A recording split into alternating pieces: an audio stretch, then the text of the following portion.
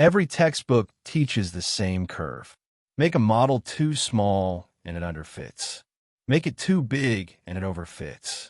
Somewhere in between is a sweet spot, and past that, adding capacity only makes things worse. That intuition is the classic bias-variance trade-off, and for a very long time, it was treated as gospel, the thing you optimized around. Then researchers watched what actually happens as you keep growing the model. Well, past the point the textbook says you should stop, and the curve did something that intuition said was impossible. It got worse, and then it got better again. Today, we're unpacking double descent and what it tells us about modern models. The whole phenomenon really lives in one picture, a single test error curve. Let's walk across it slowly, region by region, and see where it defies the textbook. On the far left sit the small models. They don't have enough capacity to capture the pattern, so they underfit. Test error is high, exactly as the textbook predicts. So far, nothing surprising. At the center sits the interpolation threshold. This is the point where the model has just barely enough capacity to fit the training data exactly, memorizing every point with nothing to spare, and right there test error spikes to its very worst. The classic curve peaks, and if you stopped looking here, you'd conclude the model had simply overfit. Then comes the twist.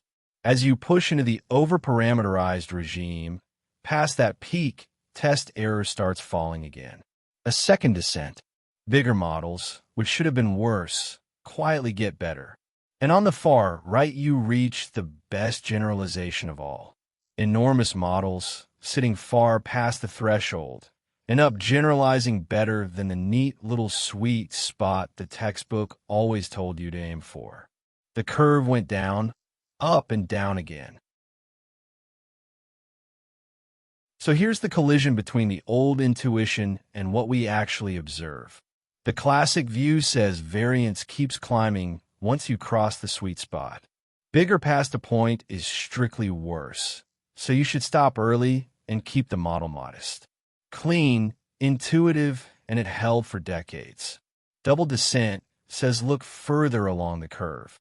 Yes, error does peak at the interpolation threshold, but keep growing the model and it falls again. Bigger, past the peak, becomes better once more, which is a large part of why massive overparameterized models work as well as they do. Really, a small handful of ideas are doing the heavy lifting here. The peak is the star, right at the interpolation threshold, where capacity just suffices to memorize the data. Generalization is at its very worst. That spike is what breaks the tidy textbook curve. Beyond it lies the second descent. Once the model is comfortably overparameterized, it has room to find smoother, more general solutions, and test error drops back down again. And that helps explain the giants. Double descent is a big part of why today's enormous overparameterized models generalize so well, and it shows up not just with model size, but epoch-wise over training time and with more data too. Same shape, 3 different axes. Let's pull it together with 4 takeaways. Double descent from Belkin and colleagues, and the deep double descent work of Nakarun and colleagues in 2019 revises the classic error curve. As models grow, test error follows the usual shape, then peaks at the interpolation threshold where capacity just fits the training data exactly. Past that peak, in the overparameterized regime, error descends again, so bigger models can generalize better than the textbook sweet spot.